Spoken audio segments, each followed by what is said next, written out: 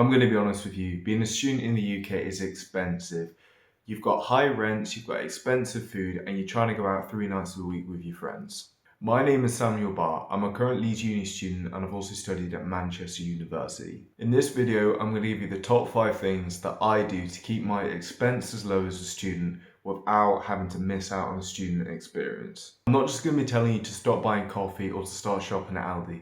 These are genuine tips that could save you hundreds or thousands of pounds over the course of the year and get you out of that overdraft. Be sure to stick around to the end as the last tip has saved me over £6,000 this year.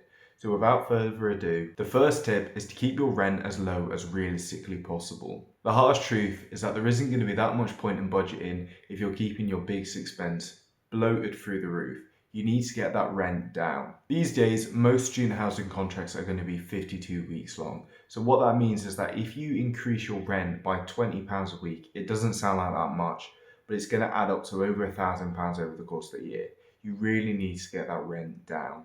When you've got a student loan that's only between about 4.5 and 9.5 grand, literally by adding £1,000 a year to your expenses, it's such a massive chunk. Also, the more expensive student houses aren't necessarily any nicer. Rent is the biggest lever that you can pull to lower your expenses. So other than being near to the uni and living with your friends, you should just be focusing on trying to get as cheap of a house as possible. Secondly, sorting bills yourself can be an absolute lifesaver. Now, when I first signed my second year house, the estate agents wanted £40 a week to sort the bills for us. Now, if you do 40 quid a week for a 52-week year, that's over £2,000 they wanted just for sorting the bills. Now, when I'm on a student loan that's in 4 figures over the course of the year, £2,000 just on bills is not going to be happening. So we decided to sort our own bills, and in the end, I would say over the course of the year, we're probably paying on average about 17 quid a week compared to 40 quid a week. That is an absolutely massive difference.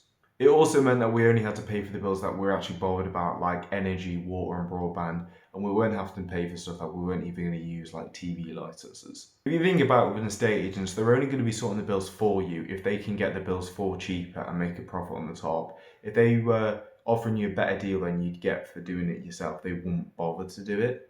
They're only doing it because what they're doing costs more than what it should.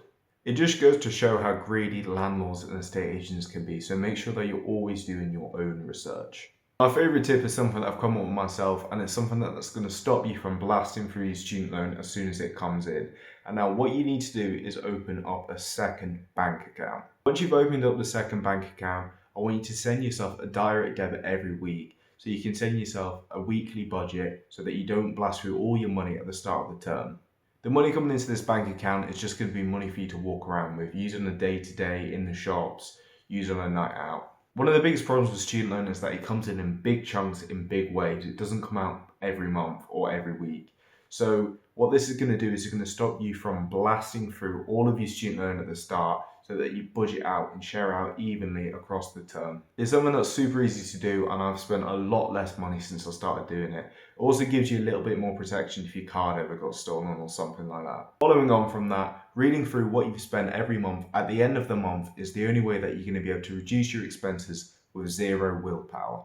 Think about it, if you looked through at the end of the month that you spent £200 on Uber Eats this month, next month you're probably going to spend a little bit more without having to try. Being aware on what your biggest expenses are is going to help you subconsciously to cut back on them. It's also going to help to keep you aware if you are going over budget so that you can address the issue sooner rather than later. I think another big advantage of this is that it's going to make you a bit less emotional about your finances. Now, after a big night out, we've all been there where you're cringing and you don't want to look through your bank account because you know how much you spent the last night on drinks in the club. But by looking through your finances regularly, you can start to appreciate what they really are, which is just numbers. And I think it can really help to calm you down a little bit. Finally, I think by not having a car as a student, you can save about £6,000 over a year. Having a car at uni is going to be a mistake for the majority of people. While there are exceptions like people on placements who are genuinely need a car, being an inexperienced driver and having to pay insurance, petrol, MOT, all for your car can end up leading to the car costing more than what your rent does. Realistically, as a student, you can walk to uni and you don't need a car for nights out, so there's not much point to having one. It's a luxury more than anything and an expensive one at that. When you're going to visit family or friends, you can always take the train, and no one really expects you to have a car at this age. I think the majority of students are better off to have the money instead of a car. So in summary, the main ways that you can reduce your money is dividing your money out evenly across the term, keeping aware of your finances, and focus on the biggest expenses most importantly. You don't need to be extremely tight with a budget. You just need to bear in mind that you are a student, you're not working full time.